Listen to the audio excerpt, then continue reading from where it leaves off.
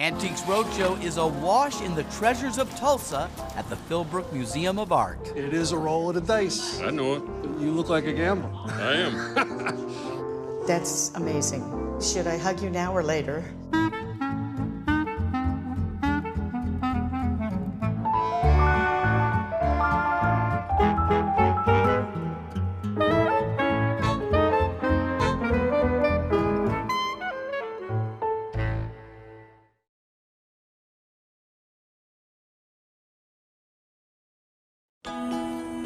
The Philbrook became the first art museum in Tulsa when Waite and Genevieve Phillips donated their estate for the pursuit and preservation of art in 1938. In addition to a significant collection of Native American art, which grew from Waite's great appreciation for Native American cultures, the Philbrook has expanded over time to include an eclectic array of works from all over the world.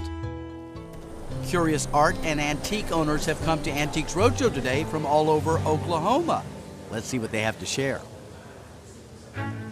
I got this in Wisconsin about 10 years ago. There's no markings or anything. I just have no idea what it really is, but it's a cool item. They're not really. They're costume pearls. Well, I figured that. Yes. Knowing my mom, she keeps everything, no matter how broken it is. They are plastic. They're maybe worth around $2 for the whole box. Yeah, okay. It's either between the wars or after World War II, judging by the way her hair is done. In the world of art and antiques, the three things that sell the most are naked ladies, cats, and elephants. So if you had a naked lady holding a cat riding an elephant, the kids are going to college.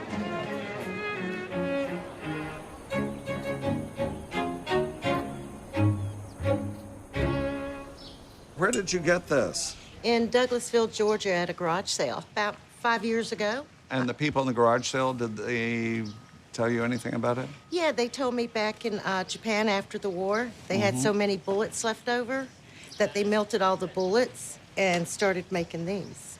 Wow, that's an interesting story, but it's not true. Oh. I mean, it is true, but it's not true for this. But Okay. That's a good one.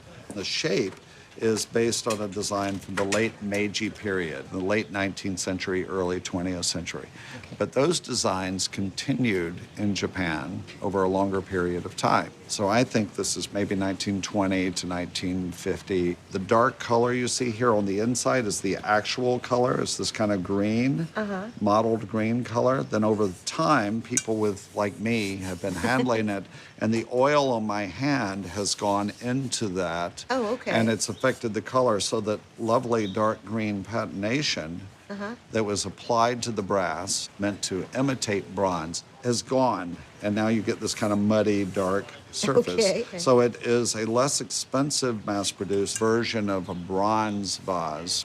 It is meant to be a nice decorative object made for export to the West. The value? It's gotten beat up a little bit. So it's worth about $5 to $10 Oh, at well, that's auction. okay. That's okay. I only paid like $3 for it, so I'm Well, happy. there you are. I made Good. a profit. Good. It was my grandfather's, and then he gave it to my dad, and then my dad gave it to me. And how did your grandfather get it? He won it on a radio station. I guess he was a call-in. He lives in Chicago, or he did live in Chicago. So it was a Chicago radio station contest? Yes. And what do you know about it? I know that it's the Art Institute of Chicago, and it's a lithograph, and it's by Salvador Dali. And you called it a lithograph. Yes. It is by Salvador Dali. You can see his signature down here. This is actually an etching printed in colors on paper, and the circles in color that you see around were added afterwards by stencil coloring. And you have right here on the center of the facade what is a stylized flag blending the flags of the United States and Chicago with the blue stripes and the red stars. Dali's a very familiar artist. People know a great deal about him. One thing that might not be known is while he was at the height of Surrealism, the forefront of Surrealism in the 1920s and 1930s, he was one of the few artists, Spanish artists in particular, not to denounce the Spanish Civil War and the Franco government. Oh. At about the same time that Picasso was finishing his famous Guernica painting condemning the Spanish Civil War and the atrocities of the war, Dali was sketching Sigmund Freud's portrait and hoping to get more famous by being Freud's portraitist. And then around the same time, he was painting at Coco Chanel's villa on the Riviera in France in 1938. So while all this was going on with the war, Dali was really capitalizing and trying to become more and more famous. Yet, like many European artists in the late 30s and into the 1940s, he turned to America to flee the war, to be safe, to come here to a free place. And certainly Dali also saw a great deal of opportunity in America. And he and his wife Gala lived in the States between New York and California for 8 years, from 1940 to 1948, before returning to Spain. And it was in America that he became much more of a commercial success. He was working on movies, he was working as a designer of jewelry, clothes, furniture, and then in the 1960s and 1970s, he turned more and more to printmaking. And this is from a series of 4 views he did of Chicago in 1972. And as you said, it's the steps of the Art Institute of Chicago. You can see the steps here and the famous lion there on the steps and the facade of the Art Institute. This set of etchings was issued in an edition of 100. We know there are a lot of questions of authenticity when it comes to Dali. And the great thing about this is you got it from your grandfather, who won it on a radio program in Chicago. It was actually published by a Chicago house gallery, Merrill Chase, and you have the original label still on the back of the frame from the publisher. The numbering is correct, the signature is correct. There's no doubt you have an authentic Dali print from the Chicago suite. In this shape, which is more or less perfect to me, I would put a replacement value on it of $5,000. Awesome. Oh my gosh. That's awesome. I wouldn't think that much. I really wouldn't. It's a great view, Chicago, and you know, here we are in an art museum. Yeah, and it just hangs up in there. Filming an etching of another art museum. Right.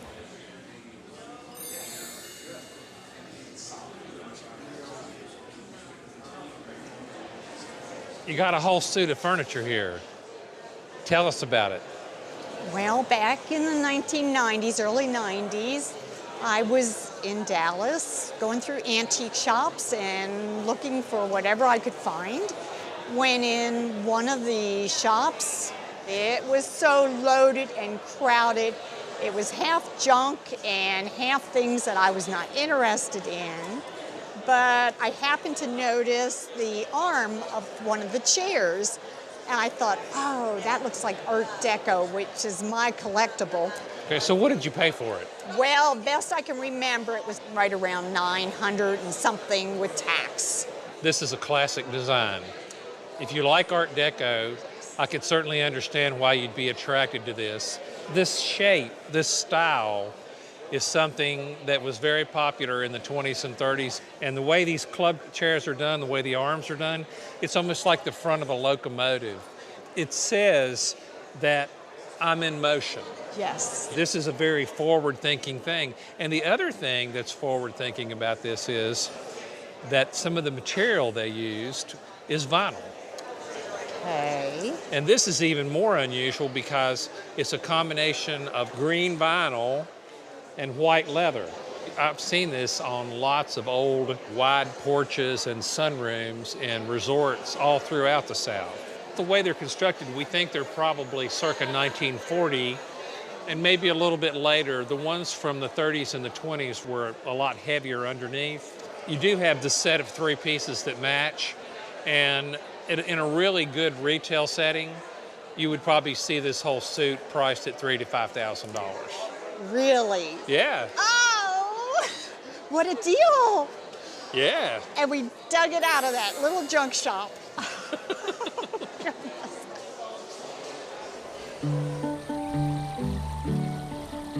S. Herbert Hare from Kansas City, Missouri, was the landscape architect of the Villa Philbrook estate. Inspiration for the landscaping came from the gardens of several villas, including one created in the 16th century, the Villa Lante in Bagnaia, Italy. This is a Civil War medicine kit that one of my great relatives carried through the Civil War, and it's been passed down through the family with letters from him to his sister. His name was Charles Bast, and he was from Pennsylvania, and he survived the war During the Civil War, retailers sold the soldiers going off to war things to carry with them.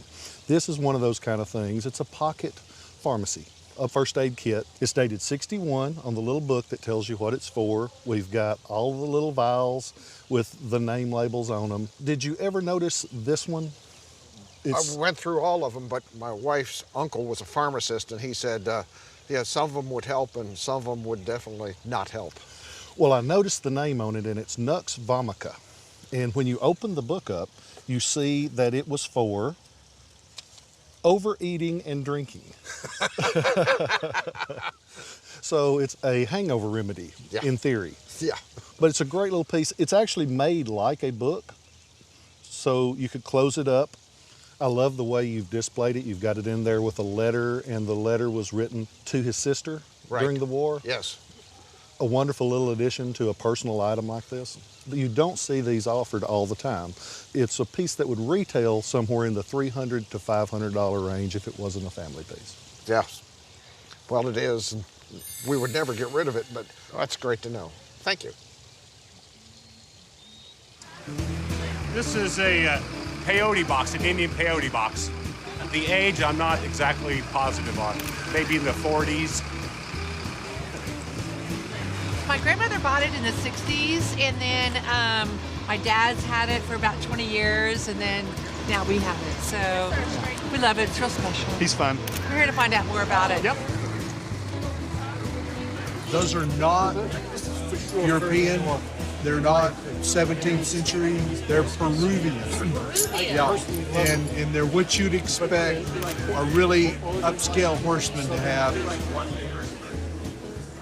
Well, I traded a 1939 Chevrolet for it in 1971. And the guy I traded off of said he bought it in California when it was new, I'm assuming. He played country and western music. I've always played rock and roll and country and western with it. So you've been using them? I haven't used it in some years, but back in the 70s I did quite a bit. Played a lot of barn dances. So do you remember what was the value of the car you traded for this? About $600 to $800, what it was worth. But that was quite a while ago. This is one of the iconic guitars. It's the 1964 Gibson ES 335. This guitar has a maple body with a rosewood fingerboard. The banding all the way around on both sides. And it was one of the two designs that really were just iconic classic guitars. Of course, the other one was the Les Paul. It was a combination of the solid body and the hollow body, which gave it kind of the best of both worlds, and it was able to eliminate the feedback you often got from the hollow body guitars. It came out in 1958, went through a few other variations that had different pickups on it. It had what was called PAF pickups, and they discontinued those in 1962 and went with these. This model guitar was used by a lot of famous artists, Chuck Berry, B.B. King, Keith Richards, but it was really championed and became really popular when Eric Clapton started using it, and he started using it when he was with Cream. Yeah, he's one of my heroes. Again, yeah, mine too. This guitar came in different color variations. This is a regular Sunburst. Also, Eric Clapton's was a cherry red. That guitar from 1964 that Clapton used was recently sold at an auction, and it just went, of course, because it was his, that guitar sold for over $800,000. But that was a celebrity, celebrity guitar. But this guitar is just so iconic, so classic. Do you have any idea what the value of this would be today? Well, I was offered $1,500 for it in 1992. Well, today this guitar at a retail price would be $12,000 to $12,500. So that was a pretty good deal for trading a that old car's long gone. That car's long gone, yeah. Wow. It's the guitar everyone wants. It was coined as one of the best guitars because you could use it for just about any type of music. This is an oil painting that I acquired in 1984 in Tulsa at an estate sale. And what did you pay for it? $600. We see that the artist's name is Del Miller and that this was painted in 1921. And in 1921, this Kansas-born artist was painting along with other American women artists in Gloucester, Massachusetts, on Cape Ann. And Gloucester was an iconic artist colony from the 19th century all the way up until the present day. It's an impressionist painting. It's just incredibly beautiful. I'm very excited to see it because we don't see that many women artists on the market. And in fact, I could only find one record of sale for her, and it was pretty insubstantial. But when I compare it to other male artists who have come up for auction in the last 5 or 10 years, and especially the artists she studied under, like Arthur Wesley Dow and Hugh Breckenridge, she just stands right up to those other male artists who were painting at that time. If this were in a retail setting today, I would think that it would bring about $25,000. Oh my goodness. Oh my goodness. It's amazing. My knees are buckling.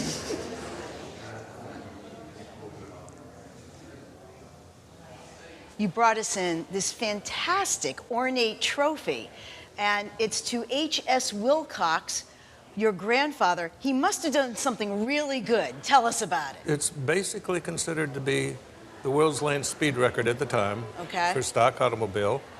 He won it near Jacksonville, Florida, March of 1911, for driving a car over 89 miles per hour for a mile. That's pretty impressive in 1911. So H.S. Wilcox, also known as Howdy, tell us a little bit about his racing career. He started racing in 1909. He raced what is now called IndyCar races. Ran all of the Indianapolis 500s from 1911 through 1923. So he was in the very first one in 1911. Yes, and he won it in 1919. Tell us the circumstances about this particular race and this world record. The cars were being raced on the sand along the beaches on the eastern shore of Florida. Basically, they were speed records that they were running. Racing goes back to 1895 with the first race in Chicago, and then you had road races, you had track races, and you had beach races. Beach races. And in the early 1900s, Jacksonville and Daytona Beach were vying with one another to be the beach capital, the beach racing capital of the world. Exactly. This trophy was on March 30th, 1911, when he broke the record. 40.32 seconds. That's right. 89 miles per hour. Now today, that might be us speeding on the freeway, but that's all. But in those days, can you imagine going on the beach and setting that kind of track record? Yeah, in basically a Model A with a huge engine in it. And what I find fascinating, the big name in racing at that time was Barney Oldfield for American racing. And your grandfather, Howdy Wilcox, broke his record, which must have made him sort of an instant hero. And it had to be a big deal because they gave him this particular trophy. And it's silver plate. And I know you had this re-silver plated a few years ago. Yes. That does not really affect the value. This trophy was made by the Homan Manufacturing Company, which I believe was out of Cincinnati. What happened to your grandfather? He ran 11 times in Indianapolis, and unfortunately, he passed away in a car crash, right? Correct. In 1923. 23. He was 34 when he passed away. How old was your mother when he passed away?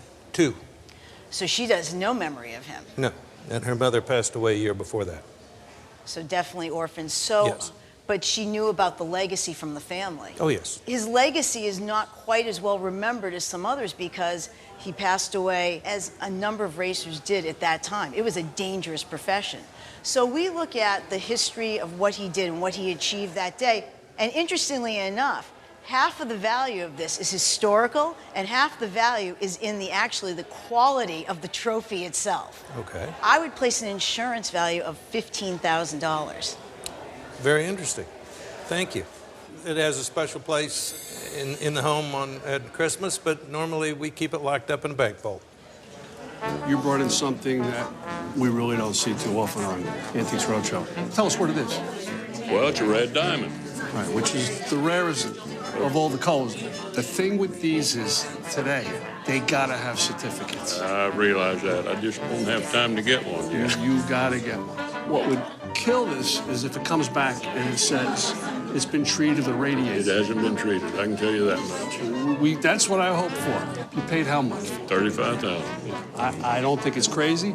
It is a roll of the dice. I know it. You look like a gambler. I am. This is the kind of thing that can easily, if it's right, Yeah. you could easily double or triple what you paid for it. Holy crap. It's not that big, it's only half a carat. But it all depends on that certificate and the market conditions at the time. I bought it about 15 years ago, and I bought it at an estate auction, paid $5 for it. I really didn't know anything, and I still don't really know anything about it. Well, let me first show whose this is. And the owner was Warren. He's in Boston. Yes. The address is 28 Cornhill, and he was an abolitionist. And a lot of what he's writing about, he obviously traveled through the South right after the war, maybe even during parts of the war as the Union advanced, and was giving an idea of the conditions of the blacks, slavery.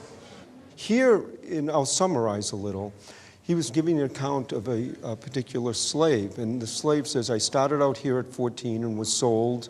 Then I was sold again for the sum of over $1,200, which was a huge amount of money at that time. And then as you read down the page, he's saying that, well, he thinks it got more money because he could read. He also said that they allowed them to have education, to free religion, and they said the neighbors actually weren't too happy about that. Yeah. There's another one here. He shows Brian's slave pen. So he must have gone through Savannah where the slave markets were, and he was showing just an illustration of where they were holding the slaves before they were auctioning them. One of the things that you get into with diaries, the value depends a lot on, is it interesting? What's the content? And here, there's so much historic information. I think very, very conservatively, $3,000 to $5,000. Oh, really? Wow. That's great.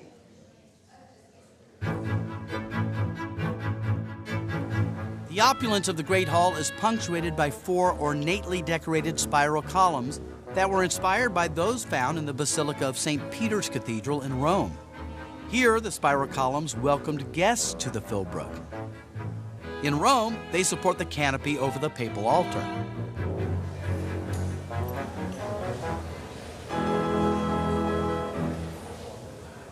It's a mound builder pot. I inherited it from my father. I think he got it around in the 1980s out in Santa Fe from an art dealer or antiques dealer out there while he was working there at the Institute of American Indian Arts. Okay, and any idea of what he paid for it? I have no idea. I know you were concerned whether it was authentic or not. Yeah. And it absolutely is. Wow.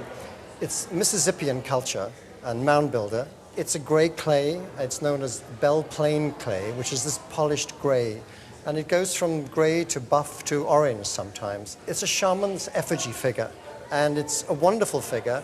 More often than not, they're female. But this is, I believe, a male figure, which is unusual and much more rare. This one has got wonderful detail with the shoulders. And if we turn it around, you'll see that the scapula on the back is just lightly identified, and the spine. And sometimes they are humpbacked. We don't know why they are, whether the humpback maybe had a significance in the society, or maybe they were just looking for more volume in the pot, I don't know. You can also notice someone has written Hickman County, Kentucky, and I would imagine that is the location, the find spot of the piece where it came from. It's in wonderful condition, and it dates between, well, the Mississippian culture, it's between 10th and 16th century. It's really hard to pinpoint exactly. So the piece is probably around about 1,000 years old. But it's marvelous that it's intact. They don't usually get beyond about 7 inches, and quite often they're much smaller, and this one is just under 7, so it's highly significant. The Mississippian culture is from the southeastern parts of America, and it covered a really wide area. Everywhere sort of the Mississippi touched on. We're Osage, and we're associated with the mound builders up by St. Louis at Cahokia Mounds. Our tribe is. Even though this culture spread all over the southeast, there's a great similarity between the work. I mean, they were very fixed on effigy pots. We get them as effigy figures, and we also get the very famous effigy heads. I'd be very comfortable at giving a retail value between $4,000 and $6,000. Wow. Wow. That's great.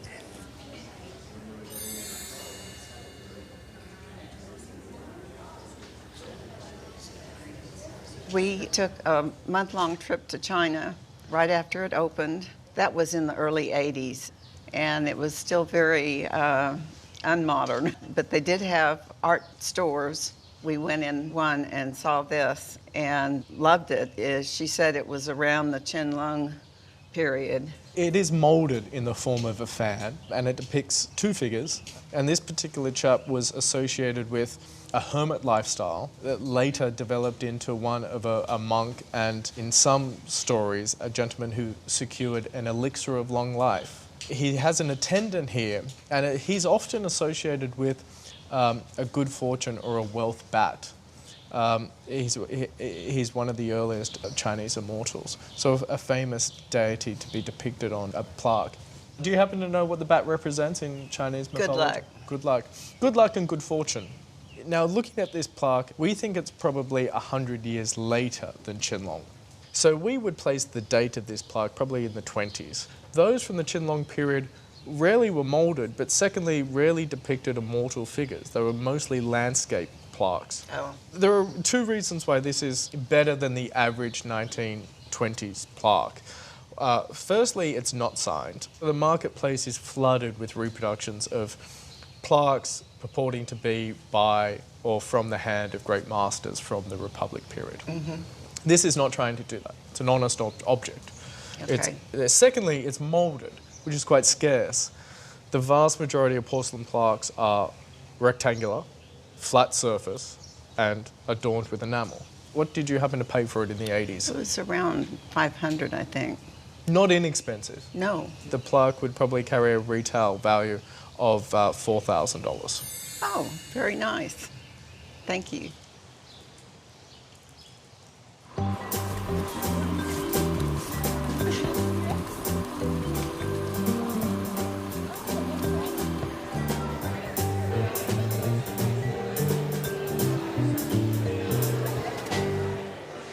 I found this an online ad for a garage sale and noticed this tucked away in a photo in the back, and knew it was something I'd be interested in, so made a trip out, made the purchase, and then kind of learned a little bit more about it as I brought it into my own home.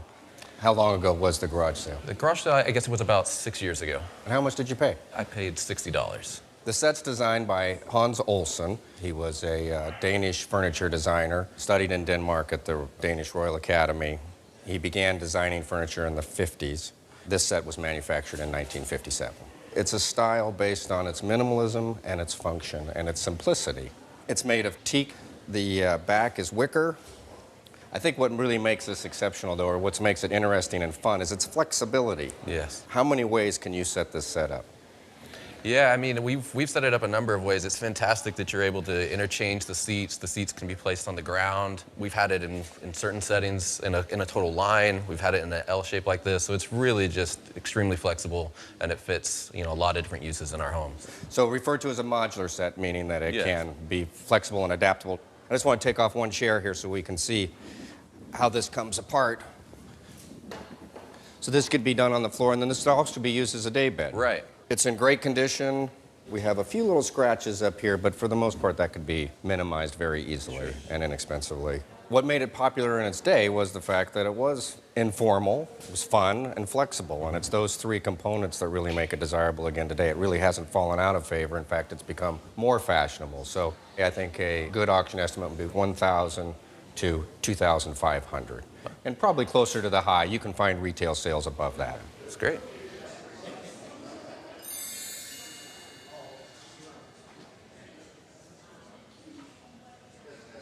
My great-grandfather worked for the U.S. government, and he worked with the Cheyenne and Arapaho tribes out in Watonga, Oklahoma, west of here. He sent a letter to my grandmother. She was about 9 at the time. And in the letter, it references that the wife of the Cheyenne chief had made a little paint pouch. And so he sent the paint pouch, and then he also sent the doll moccasins. It was in August of 1895. You also have this ledger. Tell me a little bit about that. It's his logbook, and in it he explains all of the implements that he gave for them. They were helping them with agricultural products. Also, he lists all of their names, their children. Right. Well, it's fascinating as a document because it gives us a picture of the foundation of the Cheyenne Nation on the reservations at the time. Almost all of these people in the ledger are documented in archival photographs from the time as well. Okay. So we have this really interesting, very poignant letter to his daughter, he was missing his family, with these sort of small decorative objects he's sending. Gives us a really interesting picture of a time when there's not a lot of archival information. These group of objects, they're probably valued modestly around $400 to $600. Okay. And the letter, we think would be about $1,000 to $1,500, and the ledger itself, because it's so important archivally, more like $1,500 to $2,500. Okay, good. So the entire collection altogether, if it's sold at auction or was offered that way, would be $3,000 to $5,000. Great. So it's a fascinating group. It is. This is a railroad grade pocket watch. This is Burlington. Burlington was a very, very well-made watch. And it still works. And it still works. It's amazing. These watches were made to work for years and years and years, and you never have to do anything to it. Awesome.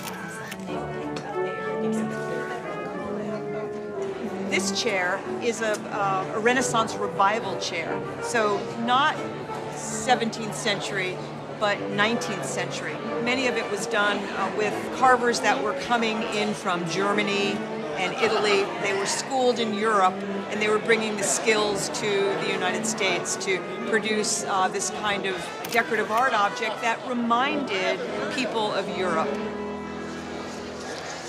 I had a dear friend and happened to be my neighbor, and he had been out in Hollywood in the late 40s and 50s, and he was taking photographs at the Brown Derby, and Babe walked in, and he lifted his camera to take a picture, and Babe told him, please, no. He respected him enough not to take the picture, and so from that, a nice relationship started between the two of them, and every time Babe would come back into the Brown Derby, he would bring him a picture. And one of the times he came in, he brought this picture and gave it to him. And now when you first obtained it, he gave you a letter for you and your husband about the photo. Yes, he did. And in that letter, he tells that that was Babe's favorite photograph. This is a gelatin silver print of a very young Babe Ruth Yeah. in his 20s. Measures 14 by 11, and it's in excellent condition. This is the only known example of this image. How much did you pay for it? Well, I always saw this in his house, and I said, that's a wonderful picture. And I said, if you ever decide to sell that, would you please give me a chance? And he said, I'll sell it to you for $50. Well, I was just like, you gotta be kidding. So I purchased it for $50. Because of its scarcity, because it's the only known example of this image, at auction we estimate it $5,000 to $7,000. Wow. Wow. That's great.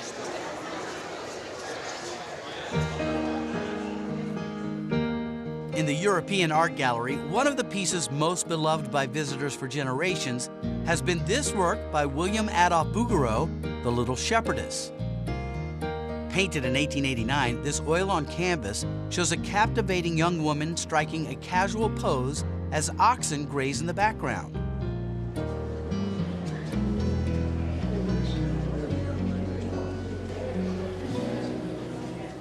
About 16 years ago, my daughter and her husband bought their first home, and this was left hanging in the home. It wasn't really my daughter's taste, and she said, Mom, do you want this? I'm like, sure, I love it. Yeah. And it's been hanging in my house ever since. I've tried to figure out the name. Yep. No luck. I've gone online and typed in wharf scene, and I have never found anything. Yeah, it's not an easy signature to crack. And it took a little bit of looking, and it's signed here in the lower right corner, and it's Mottola, and it's Filastro Mottola. Okay. He was actually born in New Jersey in 1915, but at a very young age moved to California.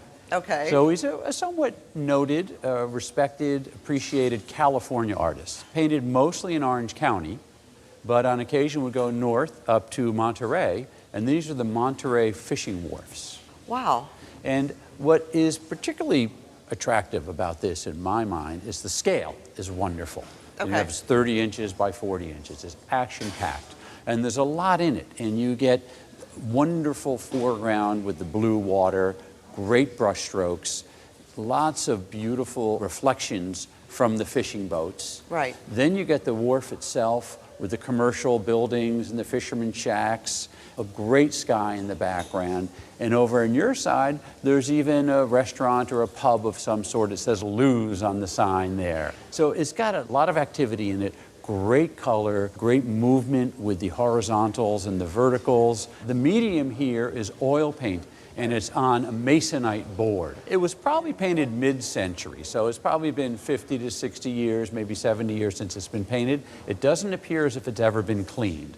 It would definitely brighten up maybe an octave, half an octave if you got it cleaned. I'm sure it's the original frame and liner. This is just what they would have done in the mid-century. Oh, with is this it? linen liner here and this pickled wood carved frame. Several similar paintings have sold at auction in the last couple years, and my feeling is that the auction value today is somewhere between $4,000 and $6,000. Oh, that's awesome.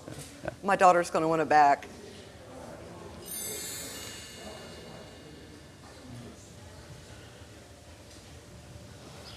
Well, my husband was a plumber, and sometimes when people couldn't pay him, they'd give him things. And he's just had this a long time. So somebody paid him by giving this to him. Okay, this is a car that was made by a company called Georges Corrette, a German company. And this was made around 1900, 1910, when automobiles were really very expensive. And so the toys like this were for the kids whose parents could afford some real money for a toy. It's a limousine, and it's one of their better ones by Corrette. It has wonderful details. You'll notice all the way around the glass is all beveled glass. It's all complete, which is pretty amazing to put beveled glass in a toy. It's completely outfitted with a driver. What's also amazing is it has all the original side lamps and headlamps. These are often missing. All the doors open, which is really an amazing feature. And in this one, you get to see the passengers. There's two ladies in the back. And there's also a little boy here in the front. It's clockwork, it's wind up. Unfortunately, the tires are a bit distressed. It's dirty, it does need cleaning, but it's basically a very, very fine example. I would say in this condition, I would put an auction estimate on it in the $5,000 to $6,000. Wow. It's treasure.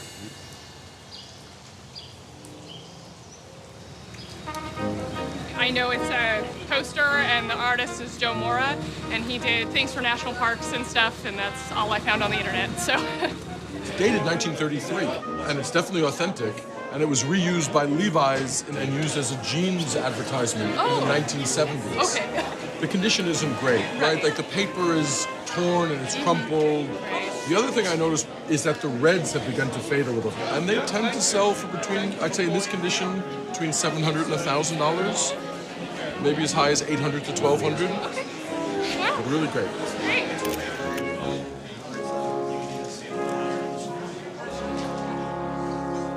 So you brought in this wonderful sculpture by the American artist Eugenie Chouinard. How did you get it? It was given to me by my father, who grew up in Tulsa, Oklahoma. And as far as I know, it was purchased by my grandmother and my grandfather. He was a petroleum geologist. And we have some pictures of the living room in their Tulsa house circa the middle 30s. And in the picture, I can see this off to one side on a pedestal. The artist is really a wonderful artist. She's part of a group of women artists working in the early part of the 20th century. This piece is dated 1926. She studied at the Art Students League in New York under a very prominent sculptor named James Earl Fraser.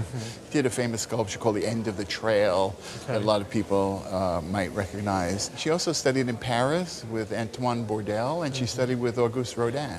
Oh, wow. And she exhibited at the very famous Paris Salon of 1912, 1913, and from the early 20s. So she exhibited quite a bit. She even exhibited at the Museum of Modern Art in 1933. Oh, wow. And her work was exhibited at the World's Fair in New York City in 1939. Great track record for an artist at that time. In about 1926, she went out to Santa Fe. Okay. And she was very active in Santa Fe. And she became friendly with the sister of a potter named Maria Martinez, who's the most famous of the San Ildefonso potters. This woman and the way she was dressed in this pot indicates that she was from the Santo Domingo Pueblo, which is outside of Santa Fe. And I recollect my grandmother talking on more than one occasion visiting Santa Fe. So this may be where, in fact, they acquired it. So it's carved out of walnut, and it's primarily looked at from the front, but it is three-dimensional and has pretty dramatic drapery on the back. And then this side here is signed Eugenie Chouinard, 1926.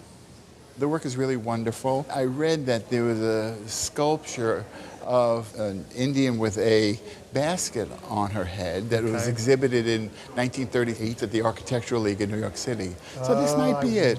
That would be wonderful to find out. Her work is in museums, Metropolitan Museum of Art, the Pompidou Center, and Brookgreen Gardens. And what's wonderful about this is most of her sculpture is done in bronze, and this is carved wood. She was a member of the National Sculpture Society. I mean, really very prominent. And the thing about sculpture is that it's not as collectible as paintings.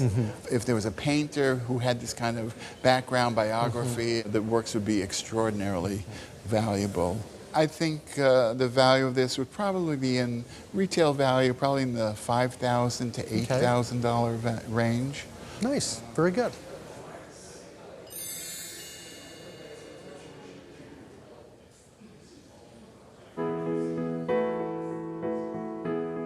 This painting by Oscar Berninghaus, Philmont Ranch Scene, was commissioned by the Phillipses in 1927. The landscape scene is the view of their family ranch, Philmont, in Cimarron, New Mexico. Berninghaus and Wade Phillips explored the Philmont estate together, find just the right view for the painting. The family hung the painting in the Santa Fe room, where it still resides today. These pots were my grandmother's. She got them on her honeymoon. They were passed down to her daughter, which is my mother. When my mother passed, I got them. They are both Hopi. They represent two generations of Hopi pottery. The bowl closer to you was made around 1890, 1900. It was made at a location called Hanno Hopi. You may have heard of the famous potter Nampeo. She was the grand dame of Hopi pottery. Oh, wow. This is not made by her, but it's made by somebody who surely knew her. And she followed some of the patterns that Nampeo popularized. The designs on that bowl represent bird feather wings. And birds are critical to Pueblo culture. Birds associate the native people with the upper world. In the upper world, we have clouds. In clouds, we have rain. Rain comes down and produces corn. Corn is everything in the Pueblo world. So we must dance for rain. We must pray for rain. We must beg the heavens. Rain. So this pot close to you was made for trade to non-natives. The pot closer to me, it's a wonderful pot, and I haven't seen too many like it. I believe it's from a period called Polaka ware. This began, as best I understand it, in the late 1700s. Up until about 1890, 1900. All right. It's fairly thick. It's a little cruder, not as elegantly painted as the pot close to you. And the design here is not typical. The only thing I can think of is that these are rain indications. Okay. I can't explain to you why they're not coming straight down. This bowl shows a good deal of wear along the top of the rim. This was made, I'm certain, for native use. It's a native pot made to hold perhaps water. Okay. Somehow this repetition of the same design, it's just intriguing. I've never seen one quite like it.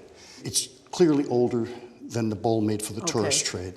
This bowl could be the mid-1800s, 1850, 1875. As to value, I believe the bowl closer to you on a retail basis would be worth in the neighborhood of $1,200 to $1,500. If you're going to insure it, I would raise it up to around $2,000. Okay, good. This bowl's a little more difficult to value. I think on a retail basis, I would value this at around $3,500. Wow. And if I'm insuring it, I'd go higher, perhaps $4,500. It's a wonderful pot. That's amazing. Should I hug you now or later? We can do it on air and off. That's great. I really appreciate that. I brought you a walking stick, and it has been in our family since my great uncle. We suspect he got it maybe from the governor, because I understand this was made when the governor was running for governor. Now, do you know if the cane has any secrets in it? It does. Should we find some of them out? Yes. Yes.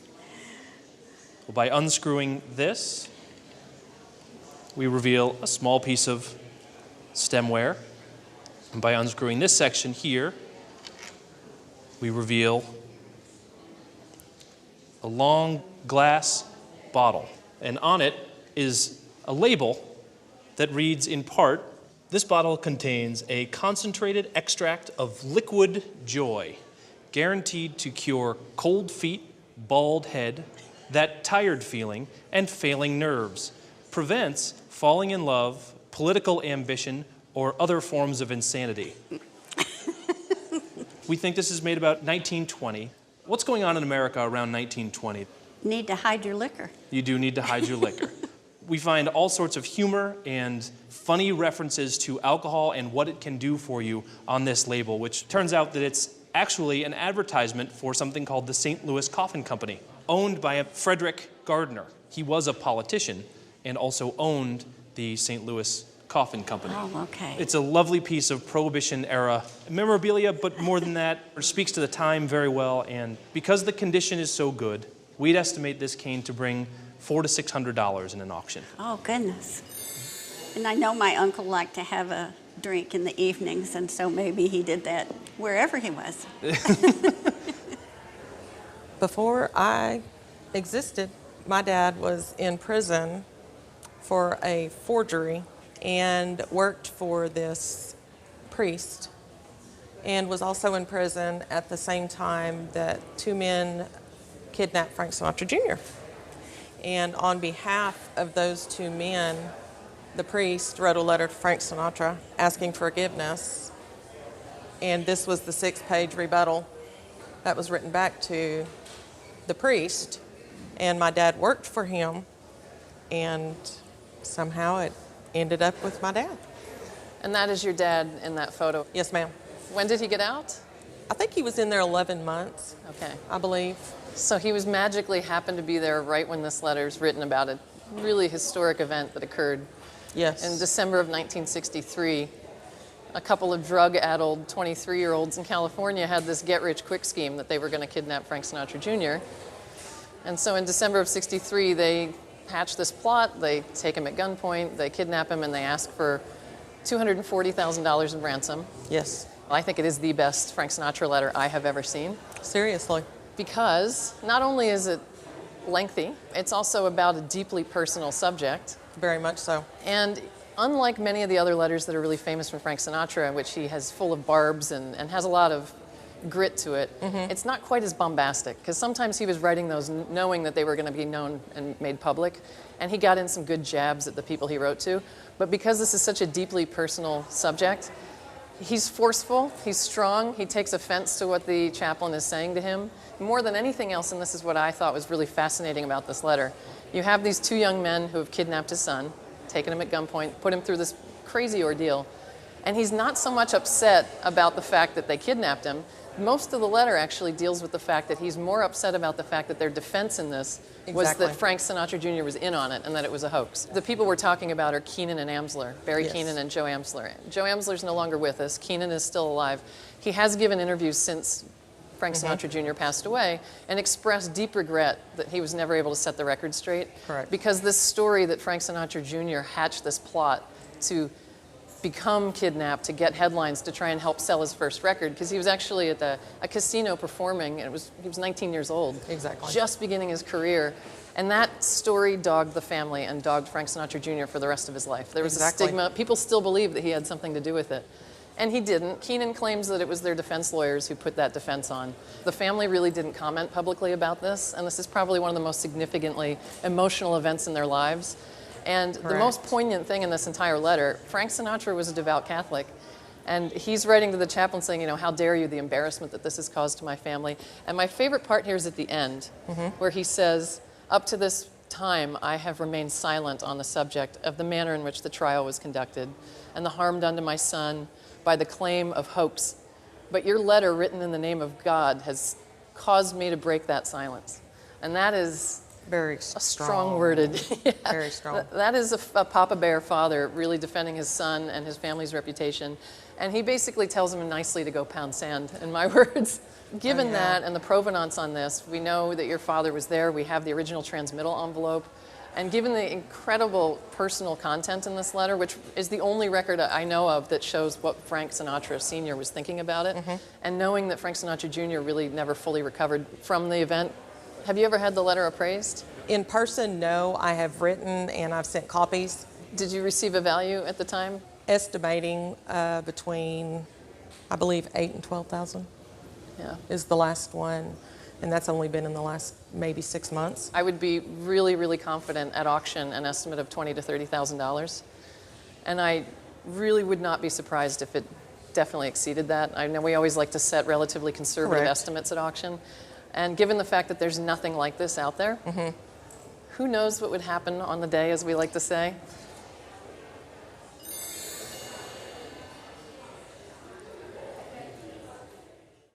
And now, it's time for the Roadshow feedback booth. I brought my Ken doll thinking he would be worth quite a bit because he's from the 1960s. Come to find out, Barbie's worth a lot more. Ken's actually not worth much. So bring your Barbies when you come. Don't bring your Kens. Don't bring Ken. I brought this prayer wheel from Tibet, praying to make a fortune, and I am still praying. But Inky, Felix the cat's nephew, gave us $300 to $500. And I brought my goat.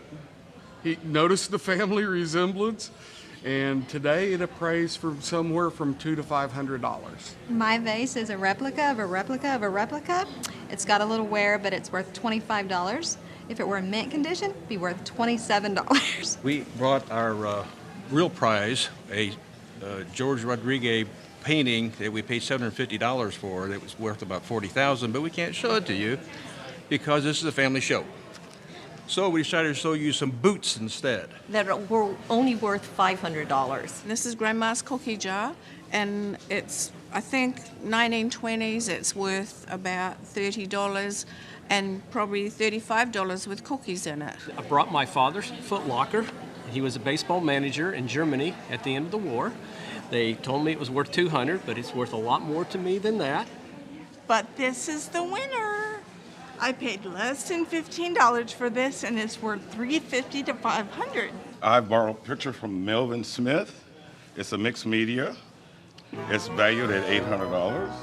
And we've had a wonderful time on Antiques Roadshow. I'm Mark Wahlberg. Thanks for watching. See you next time on Antiques Roadshow.